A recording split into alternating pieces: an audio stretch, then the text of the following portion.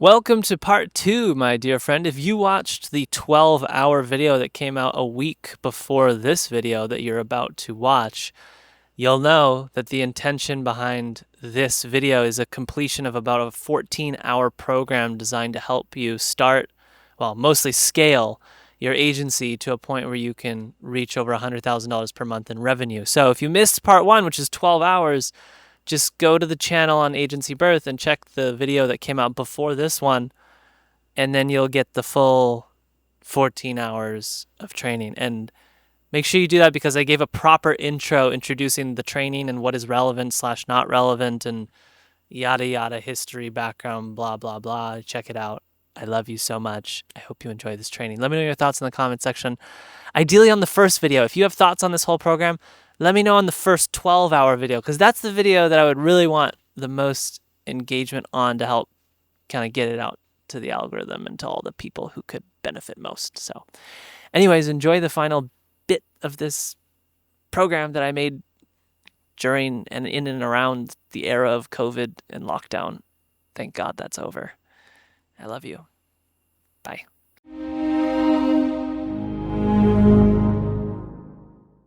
All right, ladies and gents, welcome to this video. My name is Taylor Renchard, and we are going to go over the operating system module. Super excited to go through this with you. Here's what we're going to cover: the agency operating system, popular systems, better AMS operating system, and getting started. So, playbook. An agency operating system is like a playbook. For a leadership team to run a business effectively, it needs a playbook that basically lays out all the expectations for everybody on the team at every moment in the game. Super important. The benefits of one is that really it keeps everyone in the same direction, keeps everybody aligned. It makes sure that, the vision that you have is being, worked towards by everybody, and it's held in mind.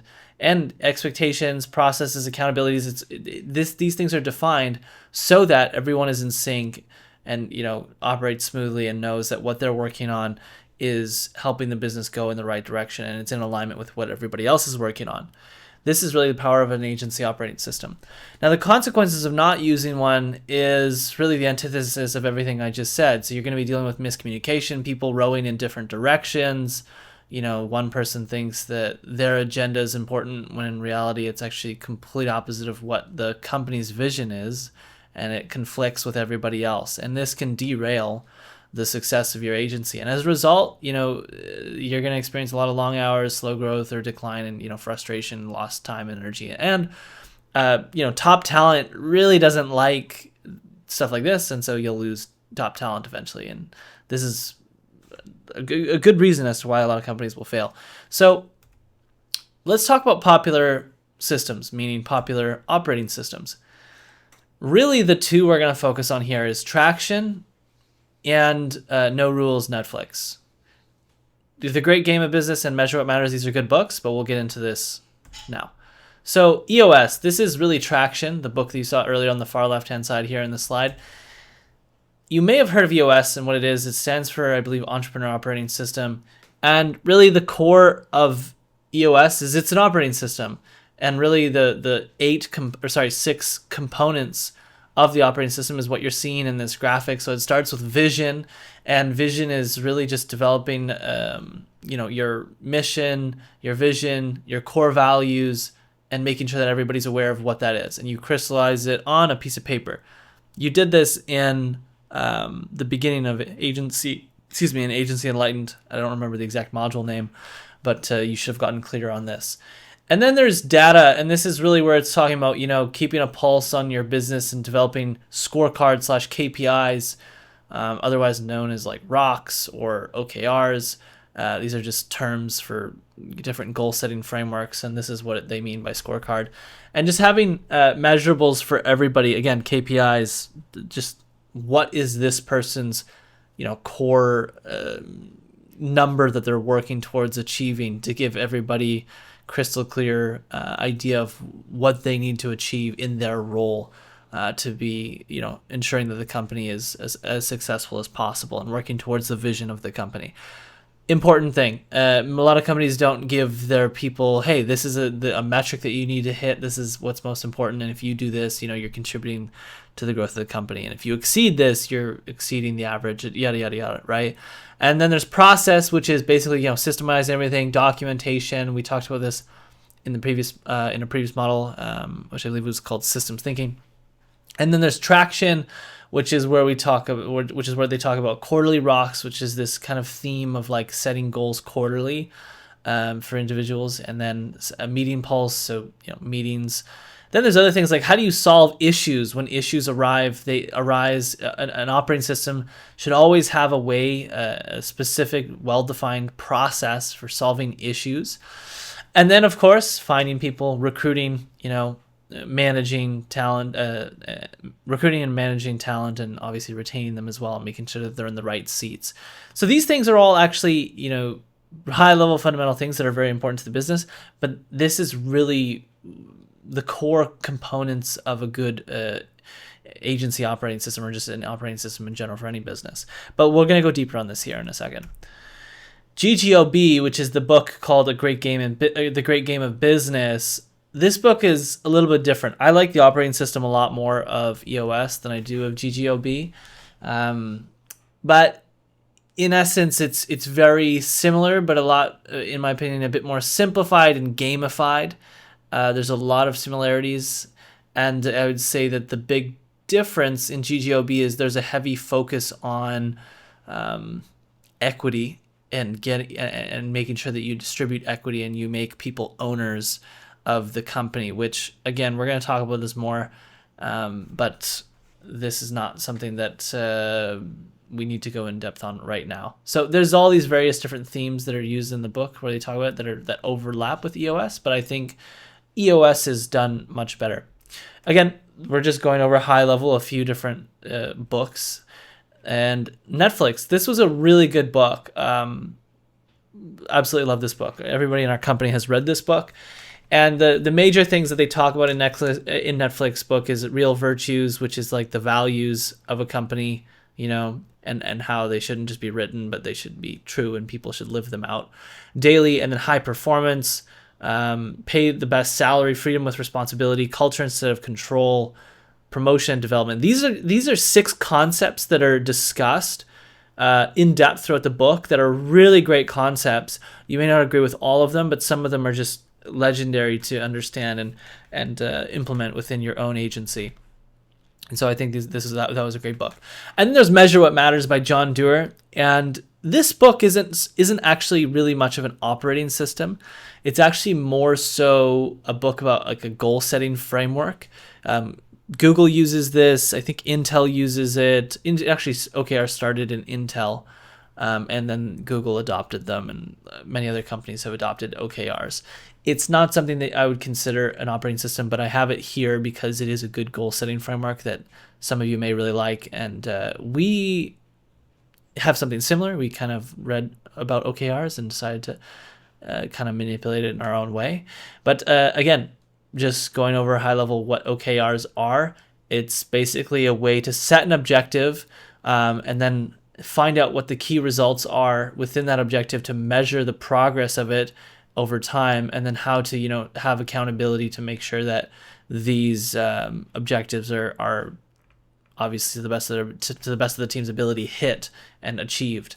So now I want to talk about the Better AMS operating system, because again, I just wanted to go through some really popular operating systems because I think everybody should go through those operating systems in more depth.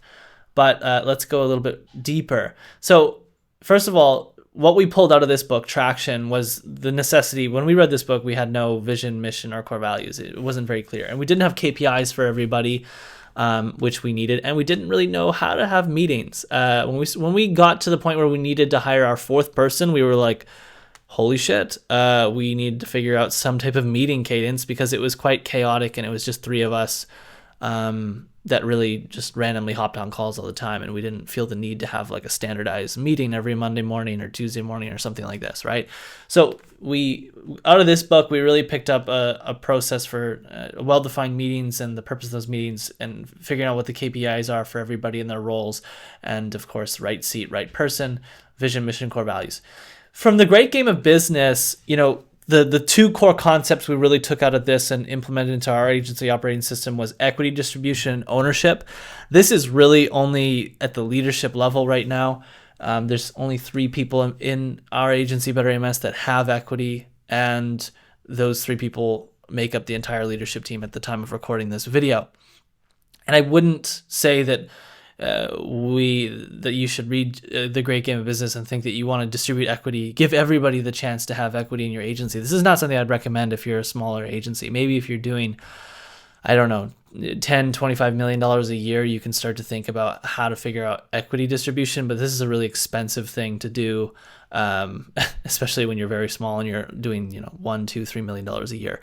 The concept that you should take away from it is that it is important to distribute equity to really key, extremely talented people that you would consider business partners and that you would get quote unquote married to in the business world. And this is something that really opened up my mind to say, okay, yeah, I don't need to have 100% of the equity. I do need to be open to giving up equity to other people that could become partners. And it goes in depth on equity distribution and lots of other things, which is really good. So equity distribution / ownership, becoming an owner of the agency, great concept that we took away from this. And we do preach to people in our agency, mainly because of this book, that we are open to giving equity if you become somebody that is indispensable and absolutely invaluable to the agency. And if you left, it would be detrimental. And that's really how equity is earned within our agency. So this is something that could be talked about more on a coaching call if you come on a coaching call, but the book goes over it quite well. Open book accounting is another thing that we took out of this. We were kind of doing open book accounting before we read this book, but OBM, it just simply means that everybody has access to the financials in the business, right? So we don't do this. We don't give our team in the Philippines or India, or actually, I don't think we have a team in Pakistan, access to our financials, but everybody that's onshore, if you haven't heard me talk about onshore versus offshore is basically people with more or less first world salaries who are working directly with the clients, talking to the clients, or talking closely with leadership or something like this. These are people that have access to open book accounting. People that are offshore in the Philippines, they don't necessarily need it, so we don't give them access to it. There's not really any benefit if they have access to it, so we don't.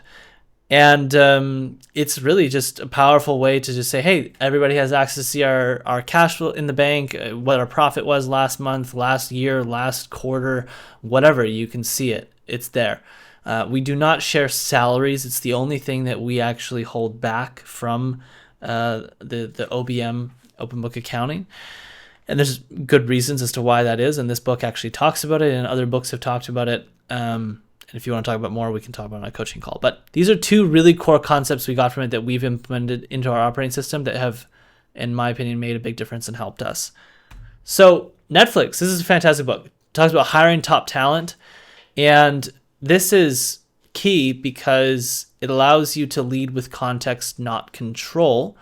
Leading with context, not control is simply just, you tell somebody, hey, this is what I want, and you define the goal and the objective clearly, and you don't tell them how to do it, and then you just trust them to get it done, and they'll be able to get it done. That's what top talent can really do. And if you don't have top talent and you're hiring somebody that's fresh out of college or fresh out of high school and they really don't have any skills, then you have to lead with control because you need to train them. You need to watch over their shoulder. You need to shadow them. You have to you have to basically bring them up, raise them up, farm them to become great, to where eventually they could become top talent, but that can take years. And you can't lead with context, not control if you don't have top talent and you're hiring, let's say, interns or something like this. And the third point that we really got out of Netflix is if you have top talent, you have to pay them top of market. Top talent should be paid top of market. There's some other really good concepts, but these are the 3 main ones we took away. To give a little bit more clarity, this book gave us a lot of clarity on how we wanted to run a business. Because a business that has top talent, it doesn't, like I said, doesn't need to have extremely well-defined processes, SOPs. We don't need to just micromanage people. And as we were growing the business, we just didn't want to do this. We didn't want to have super standardized SOPs. We really just wanted to hire extremely talented people that can operate autonomously, so that we didn't have to worry about, farming talent and managing them and looking over their shoulder and more or less controlling them for a period of time until they could be autonomous. And then kind of what started to happen is also like our industry became highly competitive, and it's forced us to pay like a lot in terms of what top of market is for the average person that we hire. And the average person we hire a lot of is an Amazon advertising specialist at this current moment in time. And because the salaries have become so high and it's impacted our margins, it's forced us to now begin looking at hiring cheaper talent, like i.e. interns, or people who just graduated high school, or they're just a year out of university. And these are people that we need to train from the ground up and take like a, McDonald's like blueprint approach, where we can hire them at half the salary of someone that we would hire that's a top talent, or maybe, even less, like a third of the salary. And we could have really high margins on them, but it's going to take us 3, 6, 9 months to train them up and get them to the point where they can start to be autonomous, right? So these are the core concepts we took away from the Masterclass. I think that you'll have a lot of great concepts that you'll take away from it, that you'll resonate with. That's what we took out of it. And then Measure What Matters, a fantastic book for goals, for like a goal setting framework. But I wouldn't say that it's needed if you're very small. Although I do think it's a legendary book, and everybody should read this book just because it really gives you clarity around setting goals. But it's not necessarily something that I would say is a necessity if you have like 3, 4, or 5 people. You can probably simplify your goal setting and not use something like OKRs. But really good book, and maybe you resonate with it deeply. Maybe you want to implement it and use it at 5 people. That's totally fine. There's nothing necessarily wrong with it. Okay. But this book isn't an operating system per se. So these are the four books and the major takeaways that we have from each of them. The top 2 are the ones I would recommend that you read first, because these are ones that actually go pretty in depth into operating systems. And then The Great Game of Business also goes into an operating system, but it's a little bit different and not as good as the other 2 in my opinion. However, there's different concepts to be learned that are unique from the other 2. And then Measure What Matters is more just a goal setting framework. So what is the Better AMS operating system? Let's go and check it out right now. Really, the Better AMS operating system can be seen by looking at our culture canvas. We've done a lot of work on improving how we define our vision and our mission, our core values, etc. And we've kind of redesigned it to look as it looks now.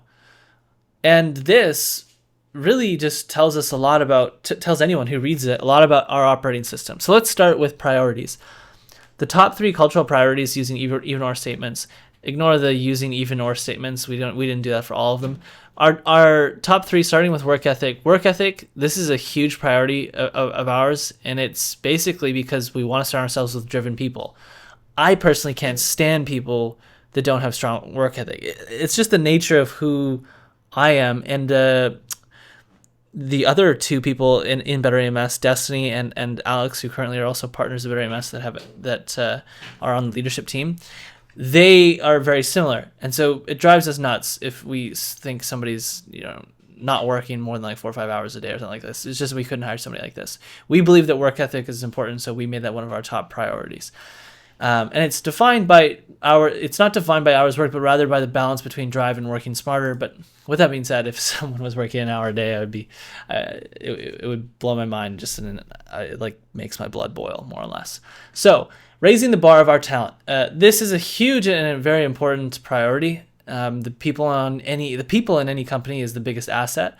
And so it's extremely important to us that we are always, getting better at hiring people and improving our training. And then we prioritize being a team over a family. This was actually a concept that we got out of the Netflix books. I should have put this in the previous slide. But team over family. Why is that? Well, this hidden code. Oh, there it is. It's because, I'll just explain it without reading this word for word. But a family is, if it's your brother or sister, you put up with, for lack of a better word, their bullshit. Like if they say stuff that you don't like, you're going to unconditionally love them, most likely, because they're family, right? And it doesn't matter whatever they do or say, you're always going to put up with them and love them to the best of your ability.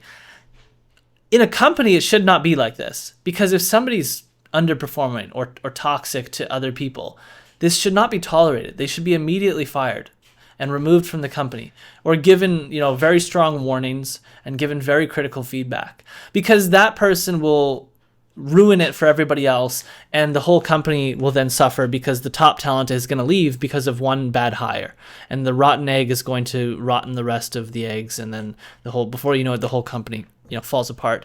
So we don't want to say, hey, we're a family, because family kind of implies that we're not going to fire anybody, and we're going to protect everyone regardless of their performance. So that's not what we want to be. We want to be like a high performance sports team. This is really what we're striving for. And there's good descriptions here. You'll have access to this culture canvas, and just know that there's descriptions that you can click into and read that better define what each of these boxes mean, because these are all kind of just symbols, but these descriptions give greater depth. So those are our priorities, and then we have the purpose, which is the vision, more or less. And I think we can do a better job describing this, because this is more so a mission statement than it is a vision statement. But we strive to give the best experience and greatest results with the utmost efficiency. This is really, again, like I said, a good mission statement. I think we can update this and make this a lot better, because why do we exist is getting into the vision, right? How do we see the world, the utopia, once we've achieved what we've achieved, and that's what we work towards. And then the mission is like how you're going to achieve that. So this we can update. But then the values: culture, service, and being better. So culture is obvious. It's a lot. It's our vibes, the way we feel about working with each other, and the way anyone interacts with us. It's intangible, tangible. There's a lot that goes into culture that we could define. Service, this is just, we always want to give the best service and give the best experience to anybody that communicates with Better AMS. Doesn't matter if they're a client or a random person on the street. Everybody that's within Better AMS should be service oriented. And believe it or not, this is not something that's normal. There are so many people out there that we have rejected in our hiring process because they just weren't service oriented. You can tell. You can ask certain questions in your hiring process. And by the way, this is why defining your values is so important, because how in the world are you going to be able to hire the right person if you don't have a clear, vision, mission, core values, if you don't have a clear operating system? How are you going to be able to ask the right questions in the interview to know if this person's going to resonate with the operating system, with the way this company is, right? With the way you want it to be, etc. So be better. This is pretty simple. We're huge believers in just always bettering yourselves and bettering anything. And so always be learning, personal development. These are things that we all resonate with deeply. So that's the priorities, the purpose, the values, and more tangible stuff that we can get into. How do we celebrate our people, culture, work? We do a lot of different things. Year-end retreat. This is truly just a vacation with the team. At the end of the year, we typically do it in mid-January. Then we do a mid-year meetup. This actually just happened, and we recently did a meetup in Vegas for a trade show that was going on, and almost all of the team went to it and met up, and that was amazing. Coffee chats. We have these every week, and again, the goal of this is really just build more camaraderie amongst the team. Then we have game day on Thursdays. This is super fun, more camaraderie. Quarterly business reviews. We do this every quarter. We go over things like MRR, retention rate. We get feedback on everybody on what went well, what didn't go well throughout the quarter. And this is a super important meeting. So these are just like, recurring meetings that we do that are important. What you're not seeing in here is one-on-ones, but we actually, wait, let's see. No, I don't think one-on-ones is in here, but we do one-on-ones. Alex, our COO, does one-on-ones, I think, every other week. And he also does frequent one-on-one touch points with everybody throughout the business, because he's the COO and he has a really good pulse on what is going on across all areas of the business. So those are our rituals. Then feedback. How do we help each other learn and grow? One way to do that is to just encourage frequent feedback. This is a concept that came out of the Netflix book, which is, again, this is why I'm highly recommending this book, because frequent feedback is so important, and it really allows you to build a better environment that just has a faster feedback loop.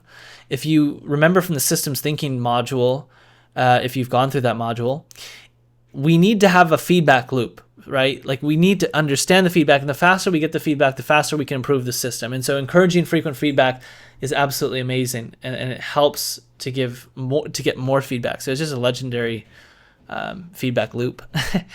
And then quarterly role progression. This is something that we do. I mean, we just talk about role progression once a quarter. Again, Alex does this, and the leadership team, we also discuss this on our offsites once a quarter. We talk about everybody. We go through everybody. We talk about them and where they can progress within the company, and how they can progress quickly given their talents. Decision making. This is how authority is distributed. What methods do we use to make decisions? So just to pause real quick, like you can kind of start to see how you can read this document and read the descriptions within it, within all these various different boxes, and get a really good idea as to how Better AMS operates. That's really what we're getting at here. In one page, in one document, we have clarity around how this company operates. Few companies actually have something like this. And it really just allows you to have a better understanding as to how this business runs. What are the priorities? And it helps us to come back and see, okay, this is what we're currently prioritizing. There's a lot going on here. And to not have this one pager, like to hold this in your mind, it's just way too much. You need something like a digital brain. You need to put it somewhere. And this is truly what it is. It's the operating system of our agency, although we define it as the culture canvas, right? So decision making, number one most important thing is act in the company's best interest. This is such a legendary concept. We also pulled out of the Netflix book. There's something similar in the book Traction, which talks about the EOS. But this is simple. Like, just if you're faced with a decision, what is in the highest and best interest of Better AMS? Simple question to ask. You'd be surprised at how powerful this is, and there's a lot of different examples I could give that are not in line with it. Here's a good example. We went to Vegas last year, and there was somebody who, just for context, when we go on a company retreat, pretty much all food is paid for. All food, all stay, like in a hotel, we try to pay for 100% of food and hotel, because that's really and flights. So that's the expenses. If somebody buys something on their own, that's fine, but we're going to cover their food and their bed and their flight. Okay, cool. Here was an example where somebody in our company met a friend who wasn't even in the industry that we were working in. It was just a random person in the hotel and had no relation to our industry. So there's no potential benefit for like signing a client or meeting somebody that's in our industry. It's just a random person, and decided to take this random person out for dinner. And this person bought like a steak and like a really expensive dinner. It was like, I don't know how much it was, $150 or $200 dinner, and it was two people. And then reimbursements, when reimbursements came around at the end of the trip, our COO was like, hey, what was this $200 dinner that you had? And the person in our company was like, oh, I met this person in the lobby of the hotel. She was really nice, and we just went for dinner. And I thought it'd be nice to just take her for dinner.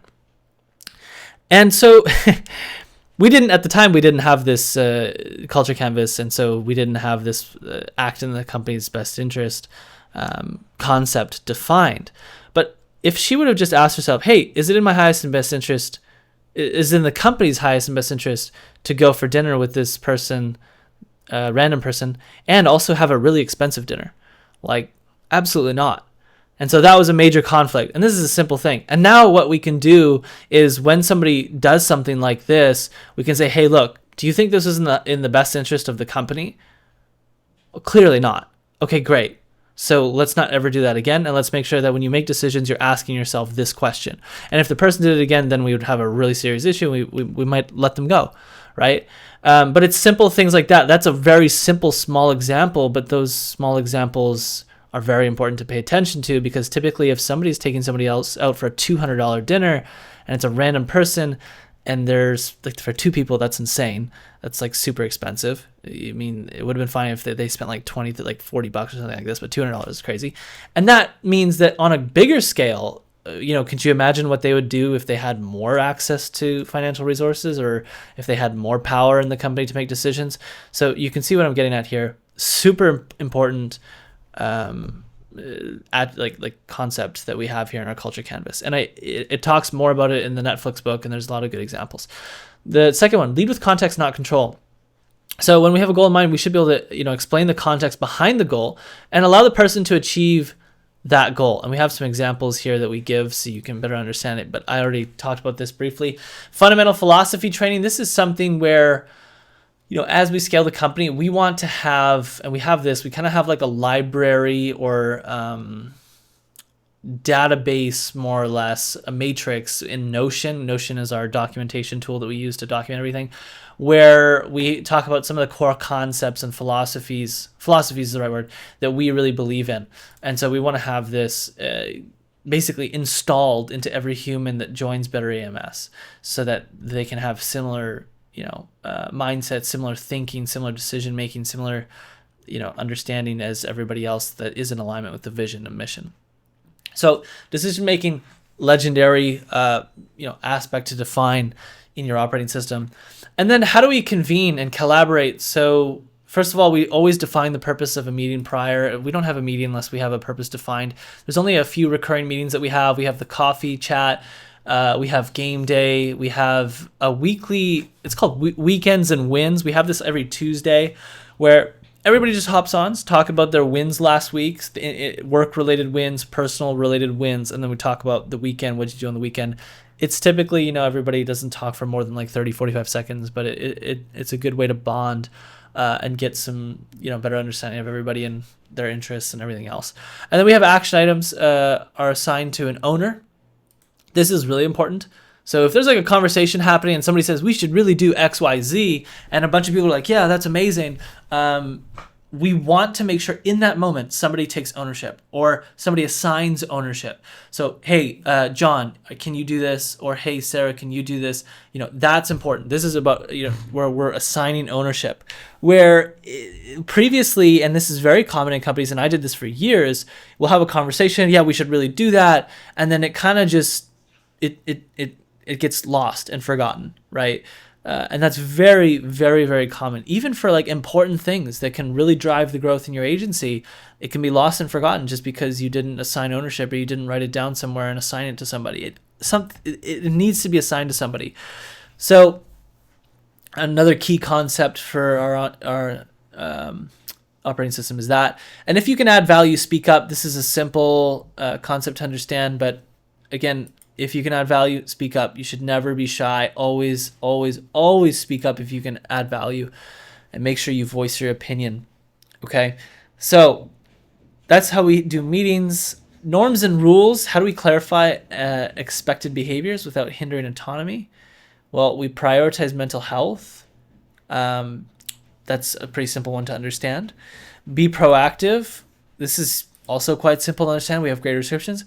And solutions over problems. So this one I'll explain. If you notice a problem and you, instead of like thinking of how we could fix the problem, you just immediately identify the problem and send it to somebody else and say, hey, this is a problem here. We don't necessarily want that. We want people to identify a problem and come up with solutions, and then voice that problem and say, these are the solutions I could think of for fixing it. Obviously, there's certain scenarios where within the context of like, if you're not a software developer and you see a problem or a bug in the software, you shouldn't try to figure out how to fix it. That's obvious, right? But if you have the skill set and you're qualified to potentially come up with a solution to that specific problem, you shouldn't just be voicing it and throwing it out there and just saying, hey, this is a problem. This is a problem. You should be coming up with solutions. So we want people to just, ideally, if they have the ability to, solve the problem themselves, and if not, come up with ideas for solutions, right? Now let's talk about behaviors. So these are the behaviors that we address: poor communication, bad vibes, complacency. Pretty straightforward. Behaviors we encourage: delivering incredible experience, great communication, and ownership and accountability. So those are all pretty straightforward. There is greater descriptions though. And then the psychological safety, how do we encourage everyone to speak up and promote participation and candor? Building emotional bank accounts is a really great concept that I think it came from Destiny, if I'm not mistaken. And it's the concept that, like, before you go and say and give critical feedback to somebody, or giving critical feedback, you should build an emotional bank account. You got to be careful about what you say and how quickly you say something to somebody before you don't even have a relationship with them, right? And so what this means is it takes time to fund the emotional bank account with rapport, trust, candor. Think about EBA, emotional bank account, when interacting amongst other people, because once you have a strong emotional bank account, it allows radical candor and transparency to become 10 times easier.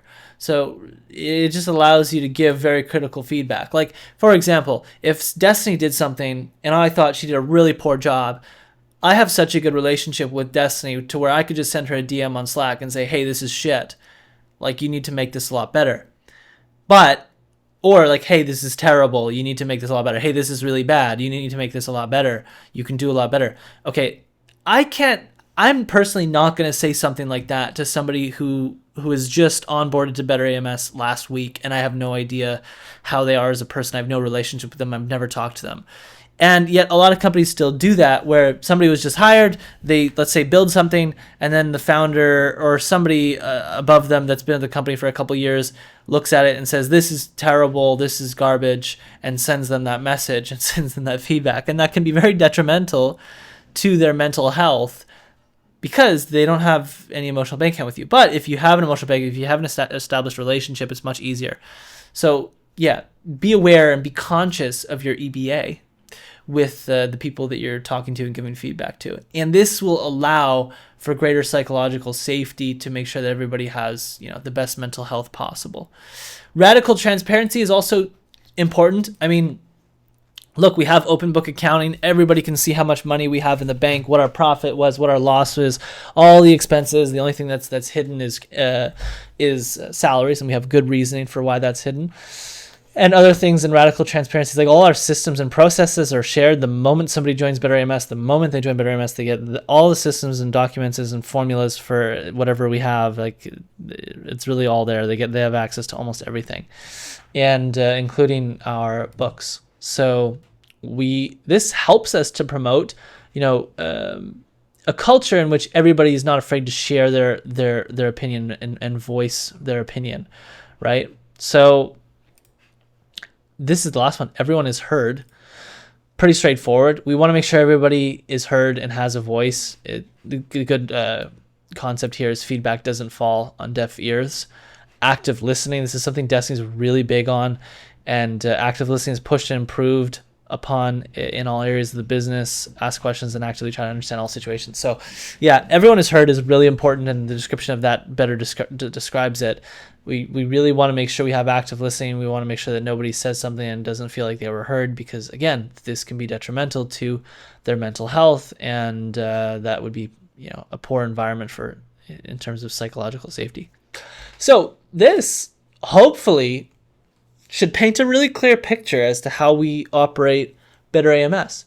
And we can come back to this document and reference it for anybody in the company when they, let's say, aren't in alignment with it, right? Let's say somebody has been having really poor communication with clients. Cool. That's really easy for us. We can go to them and say, hey, this is not something that's acceptable in the company. You know this because you've seen our culture canvas. You know that one of the behaviors we address is poor communication. I just, want to figure out what's going on with you, and you can better address that problem. So it's a really legendary tool, I think, in my opinion, for not only giving you greater clarity on how your business operates, but also just more in depth when you're doing one-on-ones with people, when you're giving feedback, when you need to realign somebody with the vision of the company. This is a good tool to reference back to. It's a really good document. Okay. And this is how we've defined our operating system. Of course, you can do it in any way in which you like. But really, this is how we've taken it, how we've done it. Sorry. So that was a lot, but we got through it. Now, getting started. First of all, I think you should really read Traction and Netflix. This is the first step. These two books are absolutely legendary. The second thing to do once you've read these books is get your team to read the book that you like the most before you try and roll out an operating system. So if you really resonate with Netflix Suite, I think you should get your team to read that book. If you really resonate with Traction, you should get your team to read that book. If you resonate with them both really depth, I mean, you can totally ask people to read both, but just note it's gonna take time for people to read the books. So ideally you set a deadline like, hey, end of this quarter, we want everybody to finish reading these two books. That's realistic. Everybody can read a book a month or a book every month and a half. Team, once you got them to read the book, sweet, you need to get feedback. Ask the team for feedback. Hey, was there any thoughts, questions, concerns? And note that, when you're reading these books, there's going to be concepts that you don't agree with and that you don't like. And so make note of those concepts so that you can discuss those concepts in the feedback session when you hop on a Zoom call with all of your team and you are trying to get feedback from everybody on what they thought of the book. And again, the reason why we get people to read the book is so that they have all the context, all the knowledge as to why this is beneficial. It's difficult to say, just the leader of a company, let's say I read Traction, and then I go to implement Traction to the team, and I haven't done a good job of explaining all the benefits of Traction because they haven't read the book. They don't know it, right? And I don't want to spend hours upon hours trying to relay all the information that I just read that's in a book. I'd rather just buy the book, and that's a much easier way to get everybody on the same page, literally. So, once we've gotten some feedback from everybody, to roll out an operating system, we want to keep things extremely simple and easy. We can roll it out in chunks, consider it an experiment, make sure everybody's aware that, hey, this is something we're testing out. We're going to roll out something like this, yada, yada. It's not this big thing where, all right, this is it. There's no going back. It's never like that, obviously. And then pivot. Once you've ran an operating system for enough time and got enough feedback, pivot where necessary. Books, the ones that I didn't mention, Measure What Matters, Great Game of Business, these are great for having more ideas on building an operating system and making it better. Okay. And just to give greater clarity, when I'm talking about roll it out in chunks. Obviously, the most tangible stuff that you roll out that is easy to consider is like the meetings, right? How frequently do you do one-on-ones? How frequently do you have what is the meeting cadence? This is a very easy, tangible thing to understand in terms of what you could roll out with the team, right, and get feedback on. Some of the other stuff that's in here, like decision making, this is more intangible, I guess you could say, because it's not necessarily something you're going to do with everybody every week or every month or every quarter. Yeah, the stuff that you're typically going to be getting feedback on from is the more tangible things once you've done them, right? Such as like a year-end retreat or a mid-year meetup or coffee chat game days. Hey, what is your thought about game day? What's your thought about coffee chats? How do you feel about the quarterly business reviews? These are the more tangible things that happen and repeatedly happen with the team, one-on-ones, etc. These are the things that you can, when I say roll it out in chunks, consider an experiment, that's what I mean. You don't need to roll out a mid-year meetup, a year-end retreat, a coffee chat, a game day all at once. I don't recommend you do anything like that. Slowly roll things out in chunks. Even if you spend a lot of time defining something like this and you got it all perfect, don't try to do all this at once. It's just too much for everybody. So pivot. Once you've ran an operating system for enough time, okay, and you got enough feedback, you can pivot where necessary. If people hate game day, why do they hate game day? Oh, the game is terrible. Sweet. Adjust that, get the feedback, make it better, and, just keep pivoting and iterating and iterating. And then the books. Yeah. So I already went through this. And without further ado, we have this beautiful worksheet. And this is going to help you get clear on, again, getting started with this. So this worksheet does not have a video as of right now. And it's pretty straightforward. It just asks you what is an operating system. It explains what that is, the playbook, the benefits. This is pulled directly off the slides. And then we give the culture canvas that we defined here. The link is here. You can get access to it. And you should be able to, once you have access to it, you should be able to see the descriptions if you want to go in and get greater clarity on what something means. And then we have takeaways. if you want to see, okay, hey, what were the major takeaways that we took out of these books, you can see that here. And then we have the instructions for actually getting started and building your agency operating system. We just highly recommend that you read Traction and then Netflix, and make note of the concepts you like, the ones you don't, and then get your team to read the books before you try to roll out an operating system, and then get feedback from the team. Make sure you discuss the concept you liked versus didn't like, etc. So that, without further ado, ladies and gents, is the worksheet. That's your only action item tied to this module. It's pretty straightforward, and let's get to work. All right, so let me know if you have any questions, and feel free to come on the coaching call to ask those questions or post it in the group. Much love, everybody. Thank you so much for joining this module, and I'll see you in the next video. Ciao. Hello, friends. Unlike other modules, this one's going to be pretty unconventional, as you can tell, walking around a room, and we're recording on Loom. This is going to be a very important module where we're going to discuss the importance of having a digital sanctuary. And for us, we recently transitioned from Asana to ClickUp, and ClickUp is amazing, and it enabled us to get rid of some other softwares like Notion. It also enabled us to get rid of Pipedrive, which was our sales CRM software. Several softwares. There's others that I maybe can't list right now, but ClickUp is this incredible place where you can store so much information. Now, in this module right now, what I have to share with you is our client delivery / fulfillment system that we use. So the moment that Better AMS, our agency, onboards a client, how do we manage everything that we do for them? Where does all that information live? Where does it go? And, now we have about 54 clients in Better AMS, and we're pushing about $200,000 per month in revenue. Last month we'll do about 185. I think this month we should be about 200. And we have 6 different advertising specialists or account executives that are managing various different clients.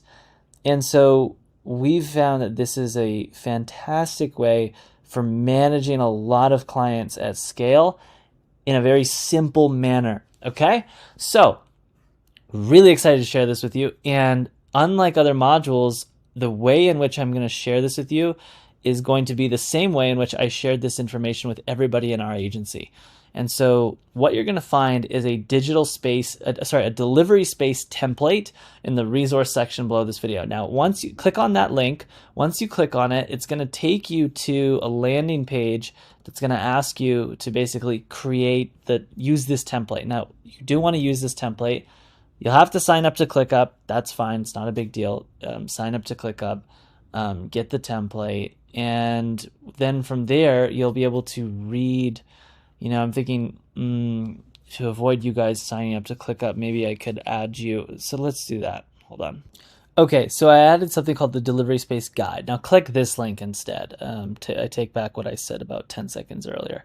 This link, when you open this up, will take you to a document that will outline what this delivery space is in ClickUp and why it's so important. Now, there's a whole table of contents. It's a massive document. It might take you 20 minutes to read. But this is what we rolled out to our team inside of Better AMS, and it's everything from welcome to ClickUp terminology, the Better AMS spaces, lists, list views, everything why we use ClickUp, what ClickUp means to Better AMS. So just to give you an intro, ClickUp is our digital sanctuary where we store all the most important information in Better AMS. And it doesn't mean we store everything there. It means we store everything that we possibly can. And just like a house, you want to keep it clean. And so I think you're gonna love this, ClickUp system that I've developed and rolled out for our agency, because it really makes managing a lot of chaos at scale very much easier than if you were to not have a system like this. Okay, so again, just so you're aware, you want to click on that link, read this document. That document's going to give you everything you need to know about ClickUp and how to use it. Now, it might feel like a bit of information overload, but just stay with me and go through it, give it a read. Now, if you want to actually implement it because you think, you know what, I like what Taylor's built, I want to implement it, you can go to the delivery space template section. And this template, once you click this link, you'll have to sign up to ClickUp, and you can use this template link, and you know, it'll give you access to this right here, the AE delivery template, and you'll be able to make your own space. Now, I would just change the name of this to be delivery, because as you'll see here, growth delivery operations, this is what we have internally in Better AMS for our agency. We have 3 different spaces, and you'll learn about what the difference is between these 3 different spaces in the delivery space guide, I believe. Let's see if we cover that. Kind of, not really. Let me just cover it with you briefly right now. The delivery space is the space that I'm sharing with you all right now, and that contains everything related to managing clients. So the moment you onboard a client, voila, they enter the delivery space. You're now servicing them, and they will stay there until you lose that client. And so if I was to open this up, which I'm not going to, it'll show you a list of all of our clients. And but what you'll get instead is a list that doesn't include all the sensitive private information of Better AMS, and you'll get to see the template version. And so there's 4 different things that are included in this template, and they're all explained in the delivery space guide. Okay, but this is essentially how we manage all of our clients in Better AMS. It's a super important part of our business and the fulfillment. So, okay, coming soon, not right now, but coming very soon, is going to be the growth space. I'm going to share with you guys, this is our sales CRM. And this I will share with you all soon. So this is the V1 module that only contains the delivery space, but I'll update this and announce it in school once it's updated. But for now, it is just the delivery space, and then eventually I'm going to get you guys the growth space, which is everything related to marketing and sales and growing your company. And then we may also include the operations space. This really is nothing too crazy. This just contains a bunch of information related to let's see, let me show you what this is. This contains, you know, finance, legal, culture, people, website, but we haven't quite utilized this too much. So there's, you know, just kind of everything else in between, right? Growth is like sales and marketing. Delivery is delivering and servicing the clients. And then what is everything else? Well, that'll fall under the operations space. So no need to get too in the weeds right now. If you guys have any questions, join a coaching call or post in school and let me know. Otherwise, I'm super excited to share this with you guys. It took me months to build this, and I'm so excited that Better AMS is now using it, and feels like perfect timing because we were experiencing some nice scale, and yeah. So, all right, if you have questions, let me know. Otherwise, go ahead, read that delivery space guide, and if it seems interesting, something like something that you want to roll out, just simply click on the link for the delivery space template. Sign up to ClickUp, and maybe what I'll also do is include like a ClickUp referral link at the bottom, and maybe you'll get some type of discount. You know, the ClickUp referral program looks like a lot of work to sign up. I'm going to avoid doing that right now. You guys can just sign up yourselves. So, love you guys. Let me know if you have any questions. Super excited about this. Ciao. Hello, ladies and gents. Welcome to a very exciting module. We're going to talk about recruiting talent. Let's dive straight in. So there's a lot to cover in today's module: when and who to hire, system overview, job description, ideal talent profiles, talent database sourcing training, hiring and training sorcerers, automating outreach, KPIs, talent pipeline interviewing, offer letter, and mental models. Let's get started.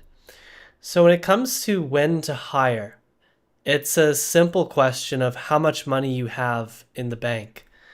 And who to hire is another question of who can bring the greatest ROI, return on investment, to the agency the fastest. And unless you have raised money, then in the early stages of your agency, you're likely not going to have a lot of capital. And thus, you're going to have to hire more reactively, you know, when you need it, forcing you to basically, again, hire out of necessity, because if you don't, you likely won't have any cash. And the late stage looks a little bit different because late stages, when you're growing your agency, you typically have a lot more capital saved up, you have greater runway, and thus you can proactively hire people before you need them to help you grow the agency faster and in a more healthier, sustainable way. So when it comes to early stage, which is, again, you kind of have a short runway, meaning you don't have a lot of cash in the bank, small reserves. This forces you to hire reactively out of necessity. And so knowing who and when to hire in the early stages is actually very easy because, again, it's just where are you experiencing the most pain? Are you unable to manage more accounts? Are you unable to do this one thing anymore just because you simply don't have time, etc.? Like this is quite easy to understand because wherever you're experiencing the most pain is who you're going to need to hire. And when you need to hire them is when you can't tolerate the pain, right? When you truly just can't go any further, you've maxed out. And we're going to talk about maxing out here in a second. And this is actually something we can remove from this point in the slide. And the late stages, you can proactively hire somebody 30 to 60 days before you actually need them. That's kind of the ideal time frame. It prevents the agency being unable to grow when you proactively hire, which is why it's important that you build up cash reserves, because if you just reactively hire forever, it's kind of like start, stop, start, stop, start, stop. The agency comes to a complete halt and it cannot take on any more clients, cannot take on any more additional revenue because there's just no capacity. That's what we talk about when we talk about being maxed out. There's no capacity to take on more clients, service more people. And so when you hire proactively, it allows you to constantly have capacity, right? And then in the late stage, you can also place bets by hiring talent that really maybe won't deliver an ROI for like 12 to 18 months into the future. And that's really exciting. So big reserves, late stage. It allows you to hire proactively, place big bets. It's really exciting. And so to better understand this concept of shifting from early stage to late stage, typically what it looks like is you are maxing yourself out. So let's imagine you're doing 0K MRR, you just started, and then you've scaled up to like 10K a month. Now you're maxed out. Let's say you hypothetically can't take on any more clients. You're just kind of like close to burnout. Now you need to hire somebody. This is the perfect time because ideally in the process of getting maxed out, you've saved money. Okay, and this is an important concept as well because if you're not saving money, then you're just going to be in this terrible cycle and you're never going to be able to make the hire that you need to help you get to, the growth, to get your agency to where you actually want it to be and to be the size that you want it to be at. So you need to save as much as possible. Just, it's basically a matter of you paying yourself as minimal as possibly as minimal that you can possibly withstand. So once you've hired somebody, then you want to max yourself out again. So let's say you're at 10K a month, you maxed out, now you hired somebody, so you have capacity to go to 20. Okay? Let's say you get to around 18 and you're like, ooh, I'm feeling maxed out. Great, now you need to hire somebody. And repeat this cycle and save as much money as possible. And we loop and loop and loop and basically go from max out higher until eventually we reach a point where you do not need to hire reactively. You don't need to max yourself out. You don't need to come to a point of like, holy crap, I can't take on any more clients. I'm feeling very overwhelmed, You don't need to get that to there because now you have a few $100,000 in the bank. You have months and months and months of runway. And when you have these things, you don't need to go and max yourself out. Really, it's only in the early stages you need to max yourself out because you're producing capital. You're building up reserves. So this is kind of an example. Better AMS, when we started, we hit about 10K a month, and I was like, ooh, I'm feeling like I really just can't deal with all of this. And the first hire we made was a virtual assistant, because there was a lot of admin, monotonous, one-off tasks that I really needed help with. And then we hired that VA, and I started to get maxed out around 18K. And then I felt like, okay, the problem now isn't just admin, small, minor, one-off tasks. It's actually just communication with clients. I really need somebody to take over client communication. And so we hired an account executive at 18K MRR, which is when I was really maxed out. And then around 30K per month, it was like, well, we need to hire somebody that can really help us automate a lot of things. So we hired an automation specialist. And shortly after that, we hired another account executive. And we kept looping up, from 10K MRR all the way up to, whatever it is, like 140-ish now a month. And another point that I'm going to make here is that in the beginning, your margins are so high, it's 70 to 90%, because it's a very lean operation. It's just you, right? And if you are, like I was, living at home, I'm not paying rent. I was paying a little bit for food, but like my expenses could have been easily like personal just to live, like $300 a month. Like groceries, that's all we're talking about. I'm not paying rent, I'm not paying electricity, I'm living at my parents' house. Okay, so $300 a month on 10K MRR. I mean, that's I only need to pay myself $300 a month, right? So margins can easily be 90%. And even if I move out and I move somewhere, I can find a place that it's not going to cost me more than, $1,500 a month or something like this. So it's important in these early stages when you have the ability to do 70+% margins to just save as much cash as possible, because it allows you to get your agency from 10K MRR to 100K plus MRR much faster. If you, sacrificed paying yourself a high salary early on so that you could do it, scale faster, and then pay yourself a higher salary later on, okay?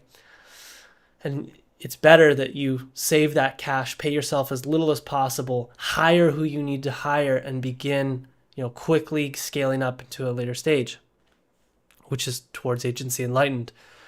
And the 10 to 30% margins is just really kind of what typically happens as you begin to build a big team and you hire a lot of people. This is probably where our margins fluctuate, somewhere in this range. It's averages somewhere in the middle, maybe 18%, somewhere in there. And we've pushed it down to zero. We've pushed it even down to negative. And it's kind of preferential at this point. I would say that it's quite rare to see an agency that's doing, 7 figures and also has 50+% margins. That's quite rare. If it's possible for you, amazing. That's fantastic. But it could also mean that your team isn't really as good as it could be. I'm just hypothesizing here because it is quite rare to see 50+% margins. So this is really a very important concept that you need to understand, because I don't want you to, assume that your margins are going to maintain 70 to 90%. And I also don't want you to think that your salary is not a big deal if you pay yourself, very well early on. That is a very big deal, and you need to be very careful about it, and ideally pay yourself, again, as little as possible early stages. So now coming into hiring people, there's typically 2 types of talent that I like to reference to: offshore and onshore. Normally, when you're first starting out, offshore hires is typically who is first. Offshore is really just talent that is very cheap because they live in certain parts of the world where it's very cheap to live, such as the Philippines or India or, places like this.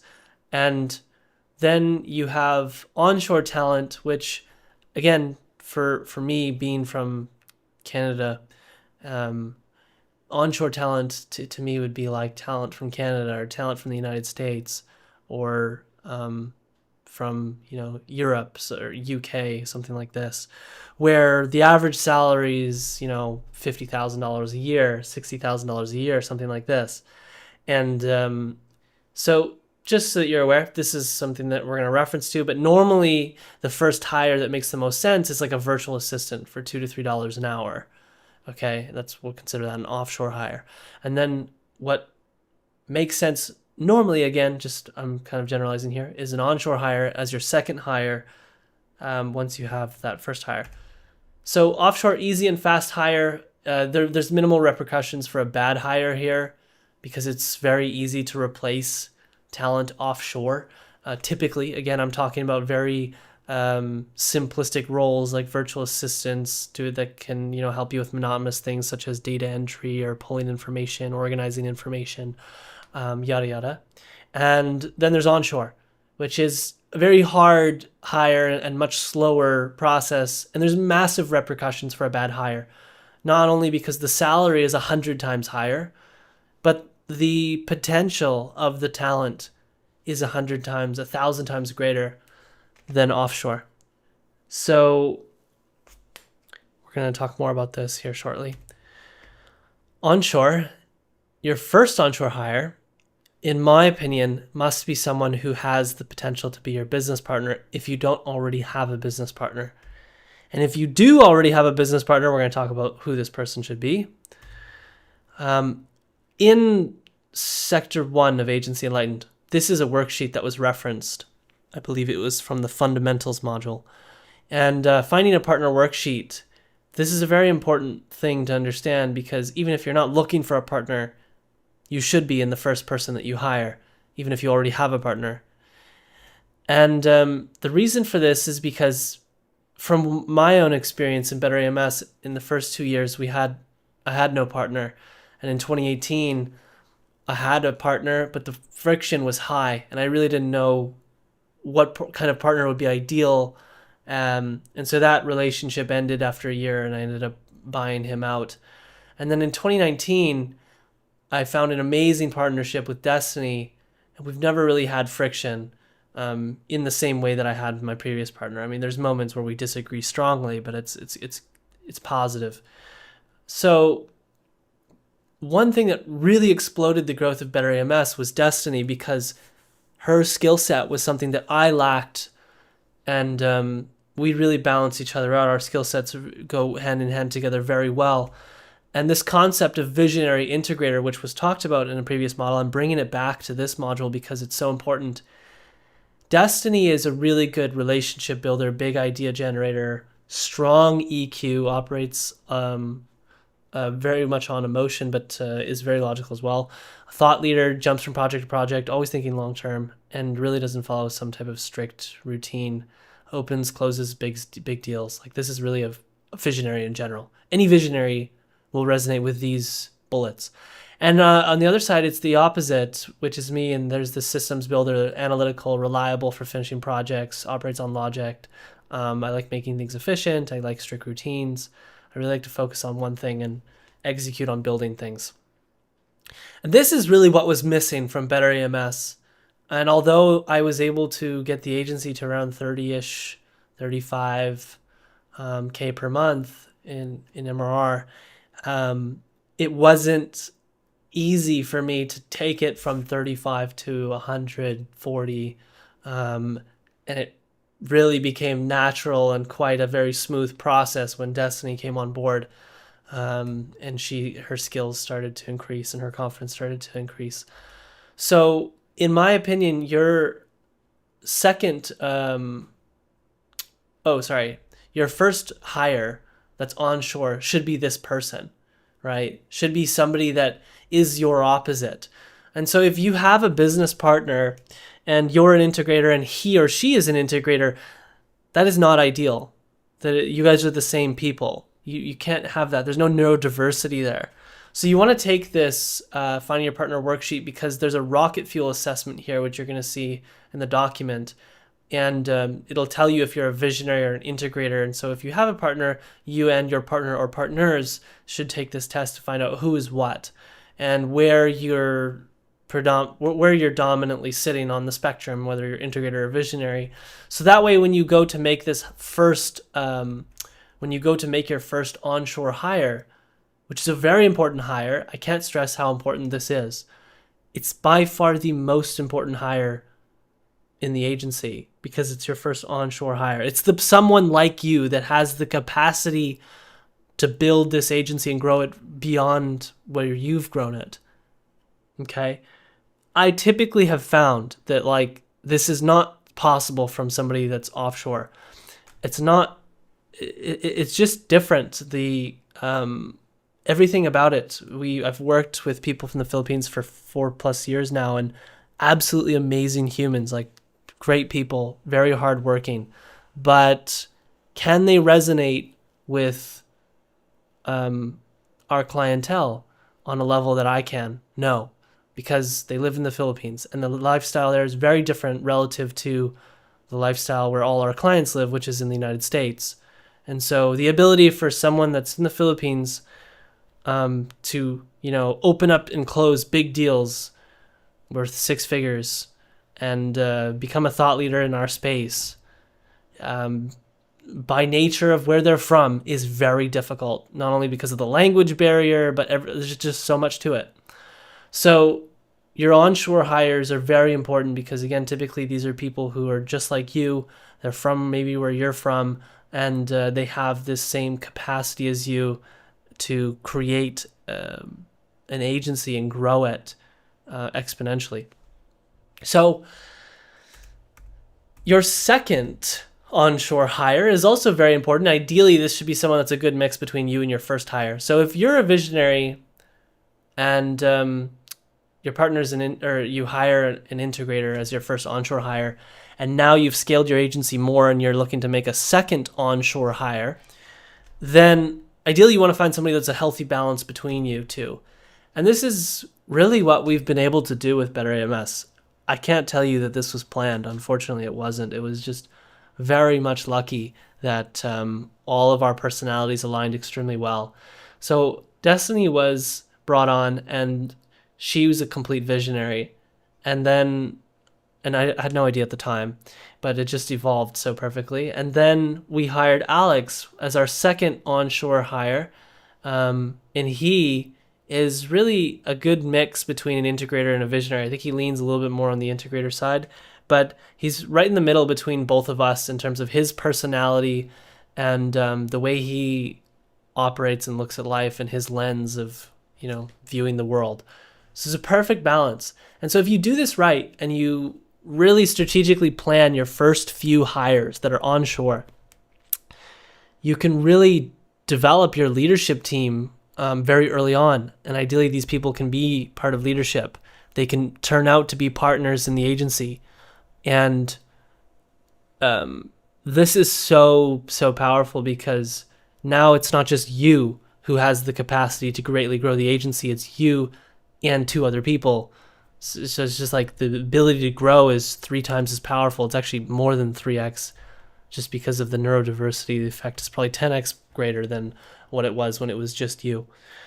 So please be conscious of your first and second onshore hires. These are very important, very, very, very important hires. I can't stress it enough. So you want to make sure you're taking these tests that I reference in the Finding Your Partner worksheet, and really be strict about bringing that first and second person on. Once you have a visionary and integrator, and ideally someone who's kind of in between that, you should continue to hire for neurodiversity. This is a constant theme that you'll hear me talk about. We want to constantly hire people that are, bringing diversity to the team in terms of how they think. There are certain scenarios where this may not be true, such as if you've found that there's a specific type of person that you need to hire very frequently. For us, this is like an Amazon advertising specialist. There's a certain type of personality profile that seems to be best for this role, then we're only gonna try to hire people like that, right? That's kind of goes against this concept of hire for neurodiversity, because we've identified this profile that is idealistic for this role. And so we want to continue to hire that and hire that and hire that and hire that and filter out everybody else. But that's really the only scenario where I think that kind of goes against this concept of hiring for neurodiversity. So let's talk about the system overview. Now that we've gone through who to hire and when to hire, those important questions, now we can get into recruiting and the system that you can build to be able to hunt down ideal talent and make really good hires and find these people. How do you find them? Where do you find them? That's what we're going to answer. So the system that we're going to be going through is as follows. It looks like this. This is a better recruiting is what we called it. The goal of this system is to really give us a less than 30-day hiring turnaround time. There's various different subsystems. One is sourcing, one is outreach, and one is interviewing. And there's components within that and metrics that we measure within each of the subsystems. And so we're going to go through all of this here in this module. So the first element that we want to talk about, subcomponent or component, is a job description. And there's a very normal job description, and then there's a very new, kind of enlightened form of job description. This is what a normal job description looks like. And you may have written one of these. It's okay. Everybody has. I've written tons of these and posted them, and this is very normal.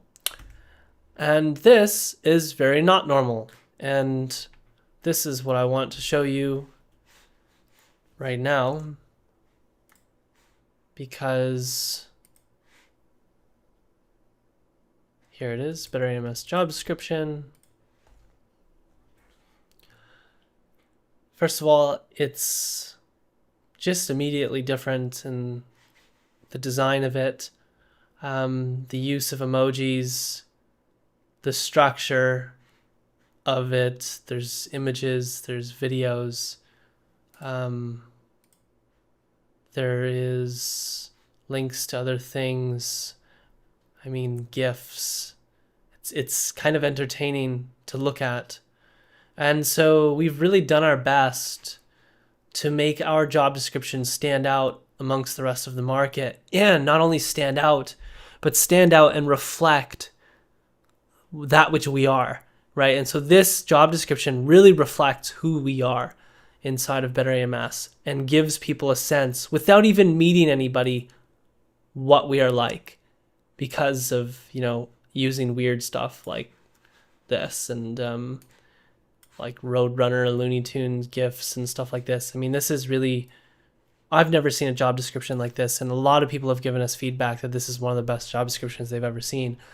It's not like it's not rocket science. It's just different. It just looks so much more different than the typical job description that is so bland and pure text based. And the only real variation to it is maybe the color and the font. So the first thing that I want to just explain to you is the components that I think make this engaging or unique, which is it's entertaining, first of all.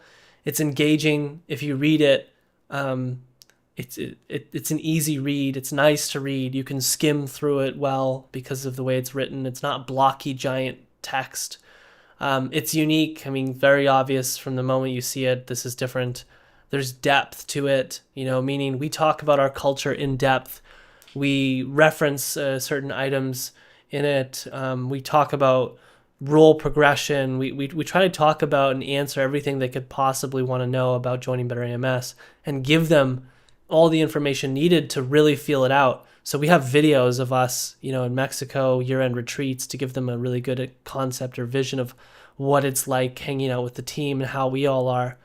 And then it's CRO optimized. I mean, it's conversion rate optimized because this stands out a lot. And I think someone that reads this and the depth that's in it and just how easy it is and entertaining it is to read is going to be much more likely to convert into an application than something that's bland and boring and normal.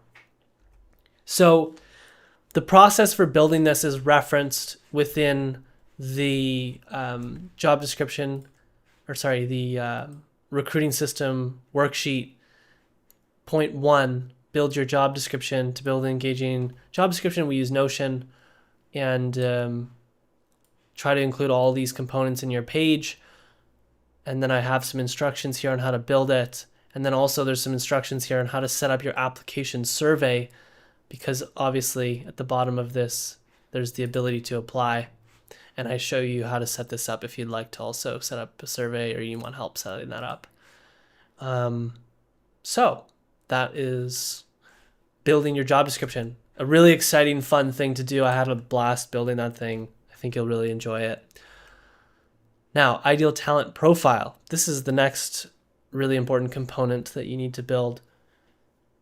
And again, we're going through all the components that are making up building a good recruiting system here so that you can find really good talent.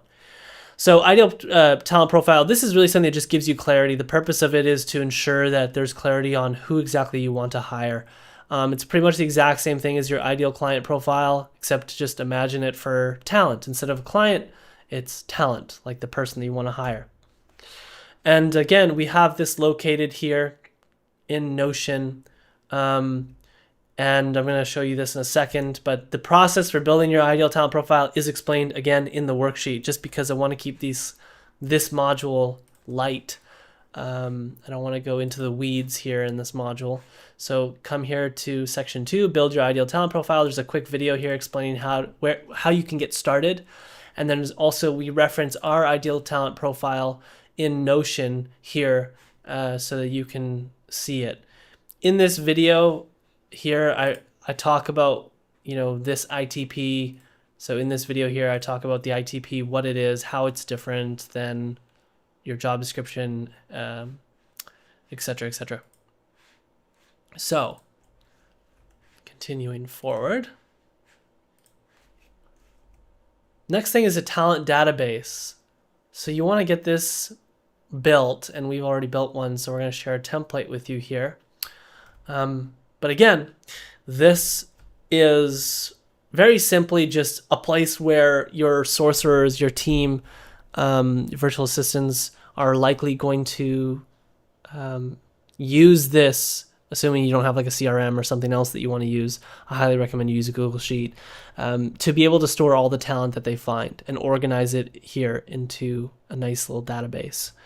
And I like Google Sheets more than a CRM of some sort, just because it's more flexible, but use whatever you prefer.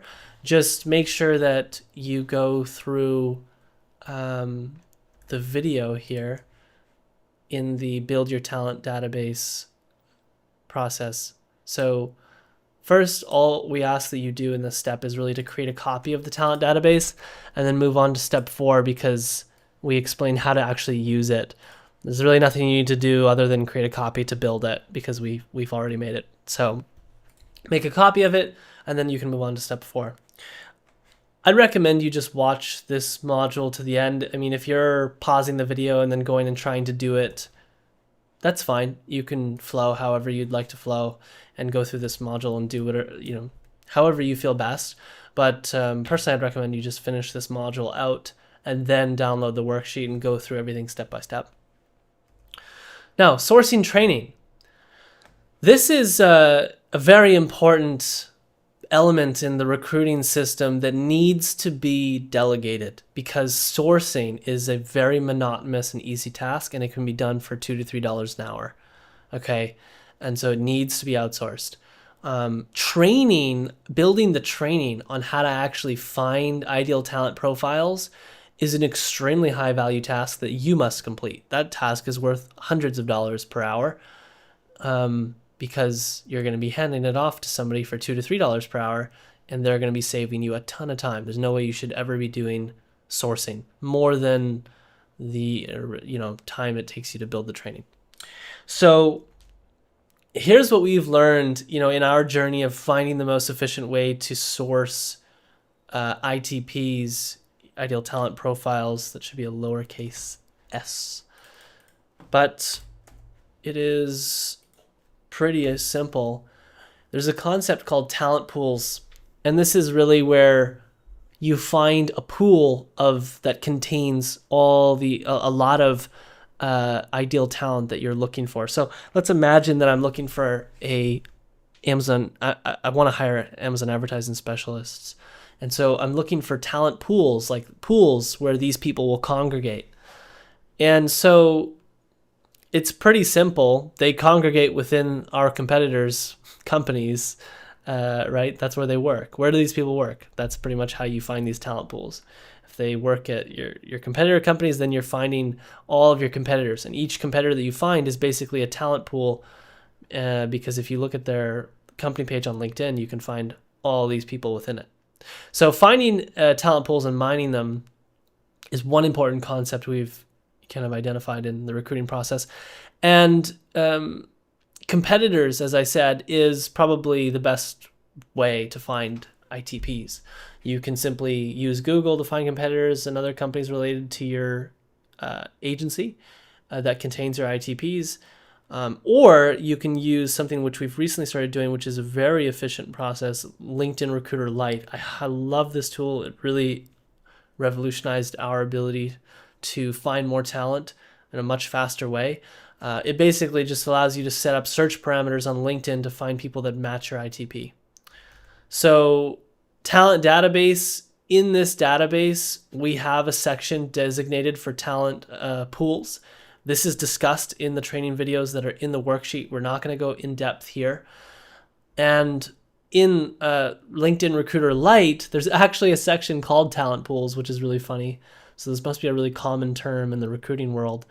And this is basically, you have the ability to set up these filters. Like, I want to see everybody that's in the United States and has, Amazon advertising written in their bio or written in their description or in their job title, whatever. You can set up these filters. And once you've set up a filter, you've basically found a talent pool. And so you can save that filter and then mine the pool and save the talent that you find to your pipeline. And so it's a really good tool. Now, this is, again, discussed in depth in the worksheet. And so you don't need to worry about how to do this. It's going to be explained in the worksheet. Now, the biggest bottleneck in this system, and I want to mention it now, is sourcing. It's truly, this has been the most, biggest constraint on the throughput of our recruiting system. And so it makes it one of the most important things that you set up properly and you build really good sourcing training. I mean, you can think about it. If the outreach is automated, which it is, and we're going to get to that section in a moment here, it's the only time-consuming thing that isn't automated is the finding people part of this system, which is sourcing. And that's a very time-consuming thing to do, because if you have a very specific niche ITP and there's not a lot of people in the world that fit that ITP, maybe your virtual assistant or whoever is your sorcerer is only able to find 15 people a day. That's not a lot of people a day. That's only, something around 450 people a month. So that's not a whole lot of people that you can reach out to every month. So if you can get your sourcing abilities to finding 50 people a day or 100 people a day, you're not going to have any issues. But if it's 5 to 10 people a day, this will start to be a bottleneck for you. And so I'm just giving you a heads up that this is typically the thing that will take the most time, that you'll have to really just build really good training for and monitor closely. So build your sourcing training. This is just, again, a section that is discussed in the recruiting system. Step 4 here, there's 2 videos. Watch video A first, and then video B. And we go in depth on how to use the talent database and also sourcing in with Google and LinkedIn, and then also sourcing LinkedIn Recruiter Lite. So we talk about our best practices that we've learned in those videos. So let's talk about hiring and training sorcerers. This is actually just covered in depth in the worksheet because of the fact that it's a very weedy topic. And so there is all the steps here. Hiring a sorcerer. Watch this video first. It's a short video that's going to walk you through this entire process. And not much else to say here. Just go through and follow the steps, because again, it's not worth putting in a module here. It's better in an SOP format. And a sorcerer, again, very important, because again, like I said, you need to delegate sourcing. You cannot be doing sourcing. This is not something that you should be spending your time doing. It's worth $2 to $3 an hour. Training a sorcerer, this is an extremely important part. This is where you actually train them on sourcing. And so there's, again, another section in the worksheet. I'm not going to reference the worksheet. It's there, step 6. And there's a video walking you through the steps that you see below here. Now, managing a sorcerer is very simple. Really, we just have a Slack channel called THMTHR. This is Trojan Horse Marketing, Trojan Horse Recruiting. And we have our sorcerer here who basically just comes in and posts how many ITPs he found each day. Okay. And so right now he's averaging close to 30, around 25 plus a day, which is good. If we can maintain 25 plus a day, we're sitting at around 700, 650-ish, 700 for the month because he doesn't work weekends. And that is fantastic. So really, this is all we're looking at is just, I want to see how many people he's found each day. And if this number decreases, let's say it goes to like 10 a day, then I'll just ask him, say, hey, what's going on? Why is it decreased? Did you run out of talent pools? And I might have to hop back in and update the training or find a better way to find ITPs, assuming he's not able to. So, automating outreach. This is a very weedy and awesome process. It's covered in step 7. So I highly recommend you go through this. It is not in your highest and best interest to try to manually do outreach. I've done a lot of manual outreach before, and we've actually gotten better results with literally a simple automated message that can be universally sent to pretty much anybody, any human on earth. It's not customized to any degree that is very specific. You're going to love this because we actually tested sending custom looms, like custom loom videos to people, almost like Trojan horse marketing, but Trojan horse recruiting. And we would send the loom video that just says, hey, I saw your profile, absolutely love your experience in the industry. Not sure if you're open to a new role opportunity right now, but we are currently looking for somebody who has your exact skill set and experience. And so if you're open to considering it, I wanted to send you this job description and maybe you can check it out. And that's really what we would send. Just quick 20-30 second video. Hey, love your profile. Because in the beginning I thought, okay, we need to have this like highly personalized touch, and that's what's really going to get us the most applicants. And actually that was very untrue, because when we automated the outreach and we just used a simple text-based message, the performance was much stronger and we got more applicants this way. So again, every industry is different. I recommend you split test, but start by testing out automating the outreach with this system that we've developed here. And all these steps go through it, and we give you the exact outreach sequence that we use, the exact template, the copy, everything. Obviously you're going to change this because you likely don't run an Amazon advertising agency, but yeah, this is all of the information is given here. Very, very exciting part of the process. Now, KPIs. So these are typically the most KPIs, the important KPIs that you need to measure. Talent source per day and per month. So you should have a Slack channel that your sourcerer will post in every day and say, hey, I found 25 ITPs. And at the end of the month, they will tally it up and say, hey, at this month, I found this many ITPs. Okay, so that's pretty simple. Outreach. You want to measure interview rate. Now, you can measure this however you want. I like to measure it as such. So total connection requests sent, and divided by the actual number of people that we did interviews with. Actually, that may be the other way around, but those are the two variables that we're looking at. So if we sent out, so it was the other way around, sorry. So if we got 5 applicants, we would divide that by, let's say if we sent out 1,000 connection requests, great. We have a 0.5% interview rate, which is quite low. It's actually quite a bit higher than that from what we've seen. I think our interview rate was around 2 to 3%, somewhere in this range. So it was quite good. But that is how we like to measure interview rate. And that just gives us a good metric to know, because if your interview rate is, let's say, 3%, every 100 connection requests that you send, whether they're accepted or not, the point is that you just sent them, you'll know that you'll get about 3 interviews. And that's an important metric. Now, it's not applications received, it's interviews done. Okay, so meaning you actually got on a call with them and did an interview.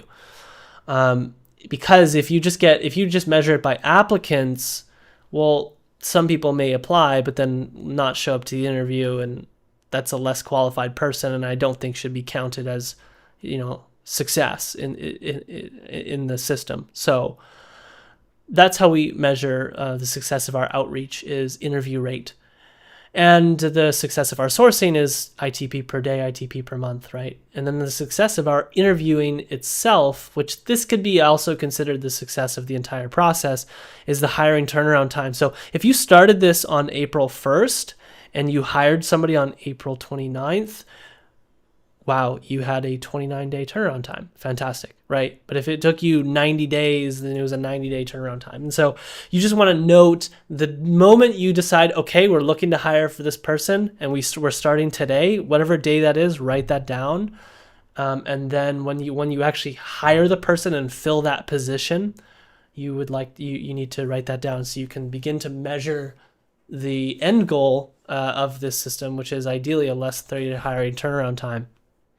Okay, you can measure your turnaround time, which is really important, because if you know your turnaround time is 45 days or 60 days, then you really need to be, then now you have a good awareness of like, okay, our turnaround time is 60 days. So if we think that we're going to be maxed out in 60 days, we need to hire, because we don't have, which sucks, because ideally your turnaround time is less than 30 days. Because if you have a less than 30-day turnaround time, it's pretty good, because you can typically know if your agency is going to be capped out in, let's say, 2 to 4 weeks. It's quite difficult to know where you're going to be at in 2 months, right? So if you can get a less than 30-day hiring turnaround time with a recruiting system like this, fantastic. It's going to allow you to have better margins and just better ability to continue scaling without having to stop and reach and be maxed out and have no capacity.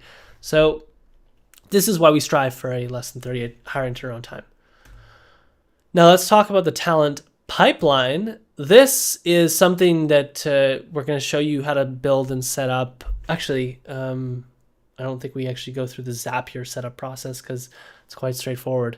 But we just set up a simple talent pipeline here in Asana. You can use whatever tool you want. You can use Trello. That'll be free. Trello's free. There's so many free Kanban boards like this that you can use.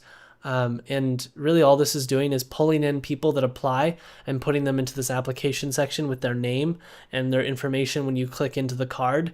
And then we can drag them into each of the stages. If we reject them, we'll drag them to the rejection stage, which you can't actually see in the screenshot, but it's a little bit further to the right next to the hired.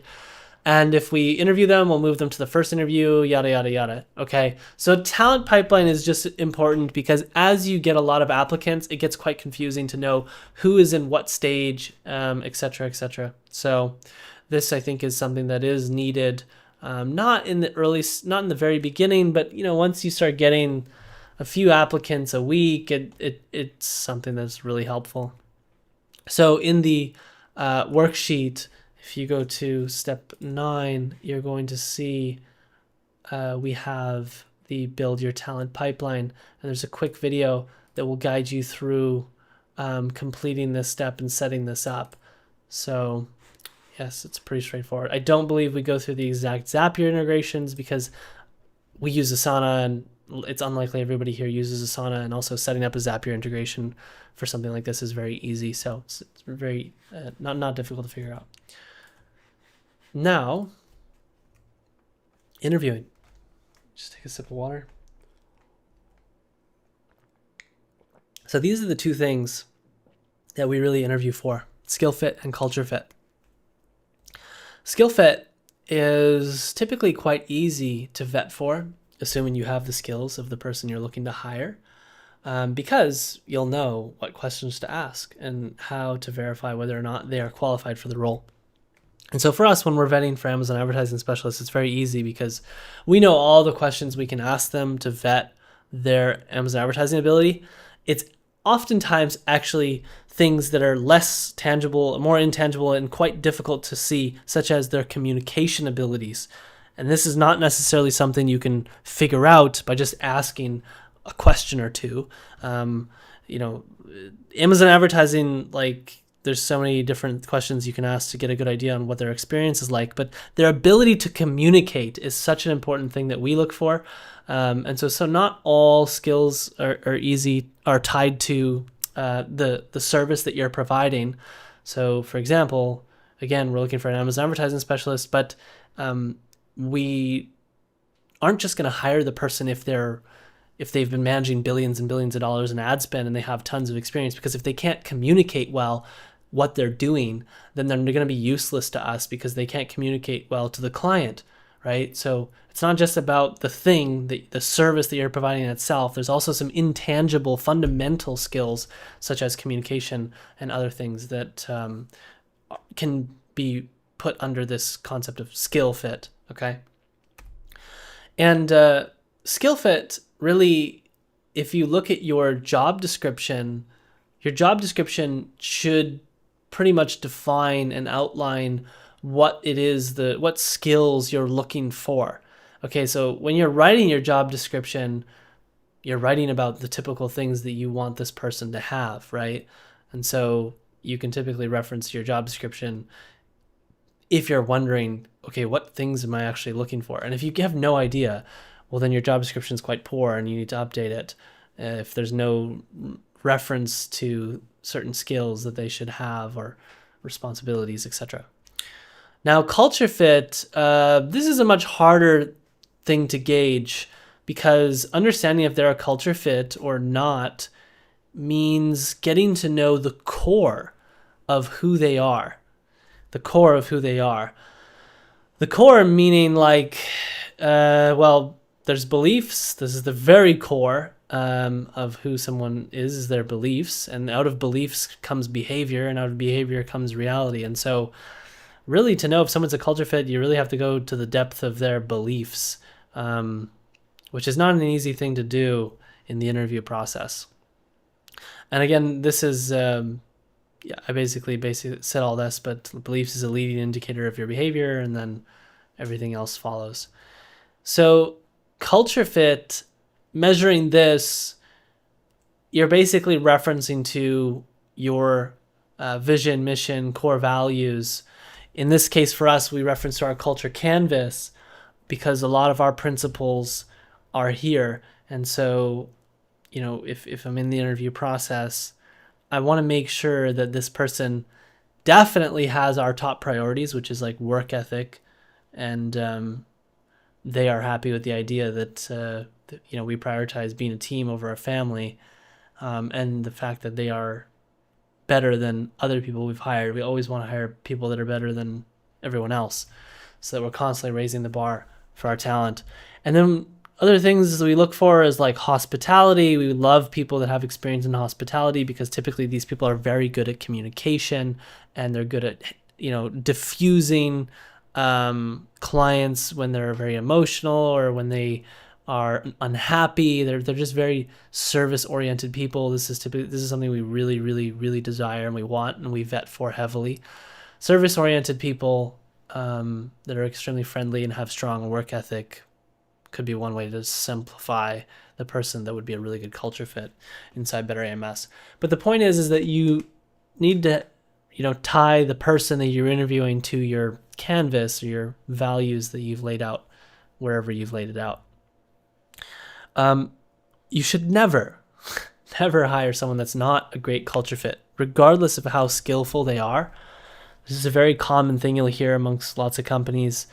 Zappos is a good company. I think they say their way of saying this is basically don't hire genius assholes. It doesn't matter how genius they may be. If they're an asshole, they're going to do more harm to the company than they could do good.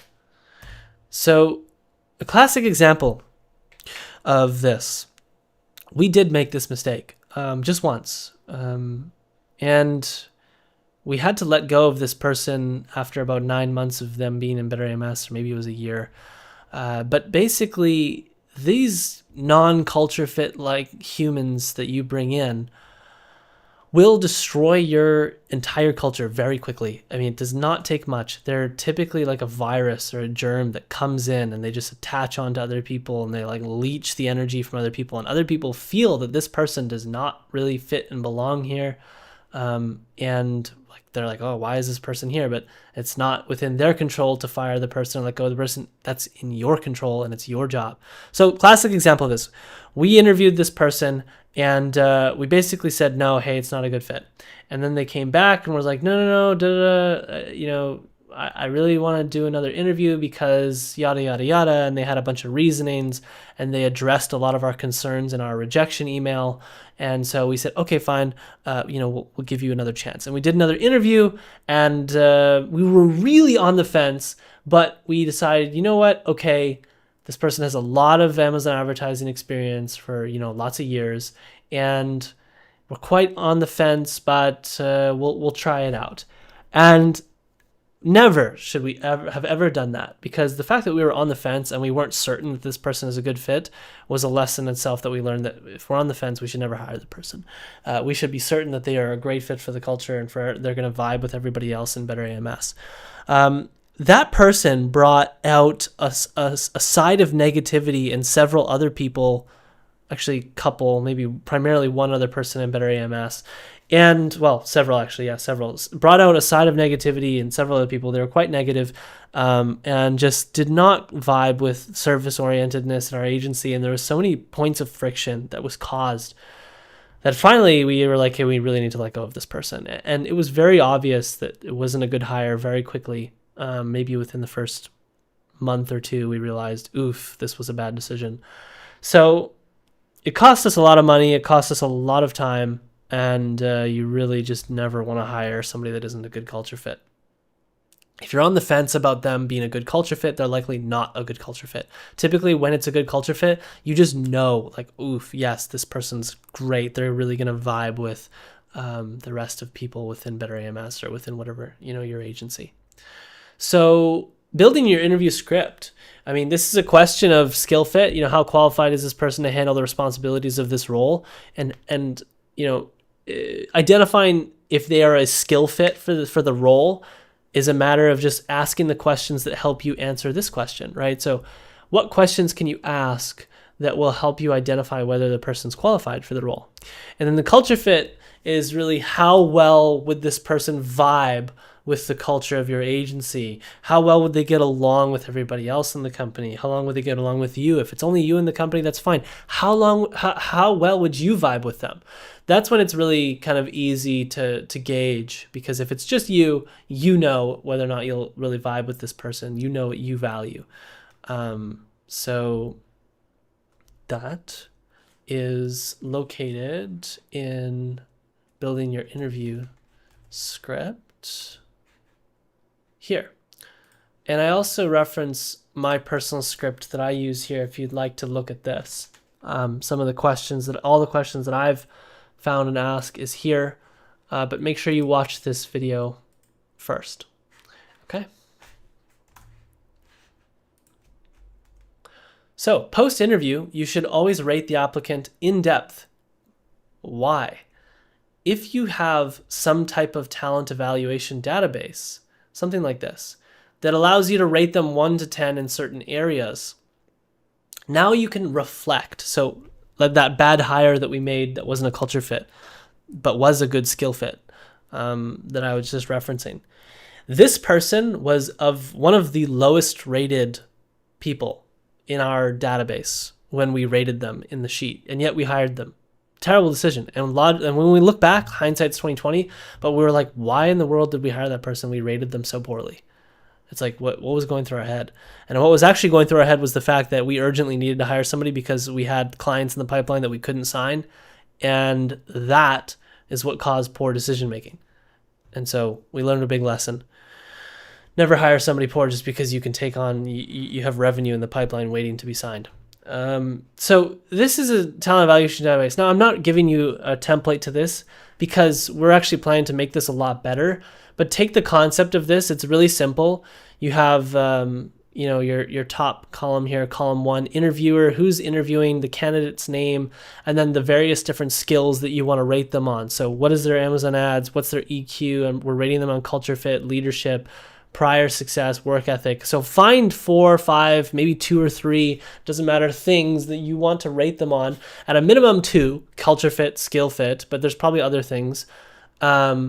And then you can have a total score, and that total score can be then turned into a percentage.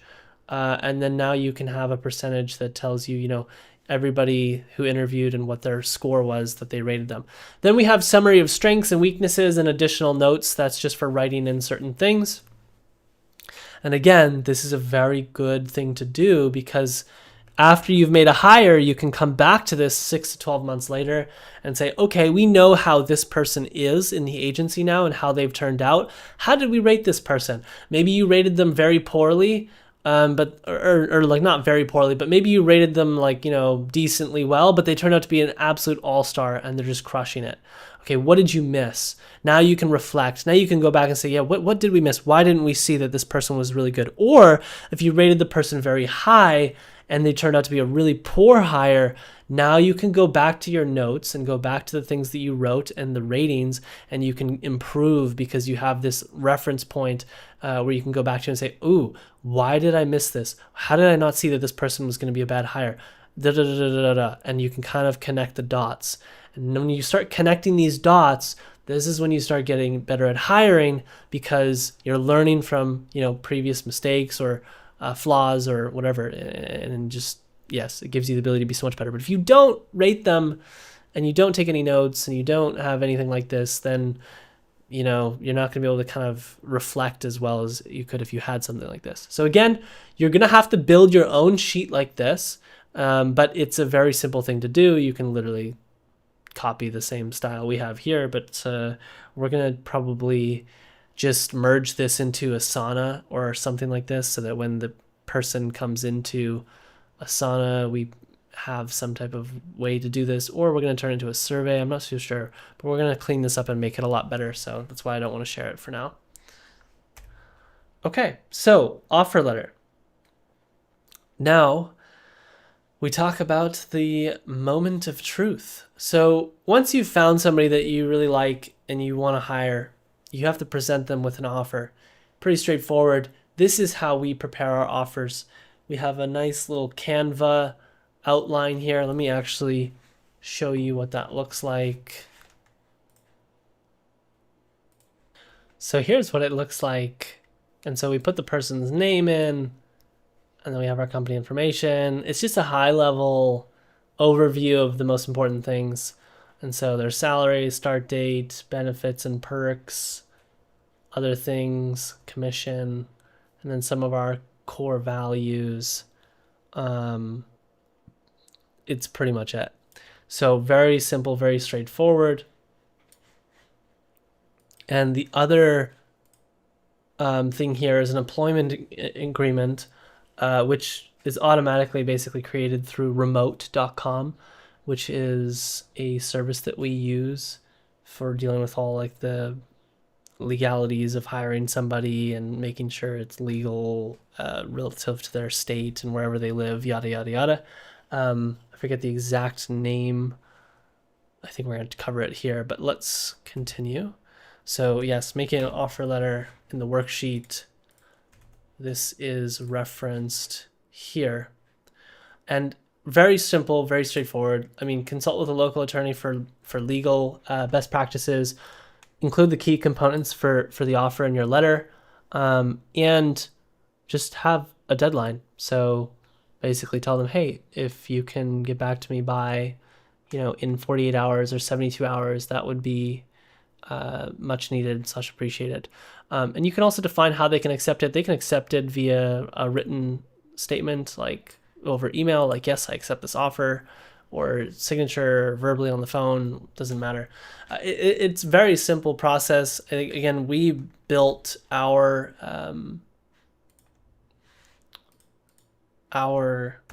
little offer letter in Canva, I think it was. So Canva is like a cheap kind of graphics design software.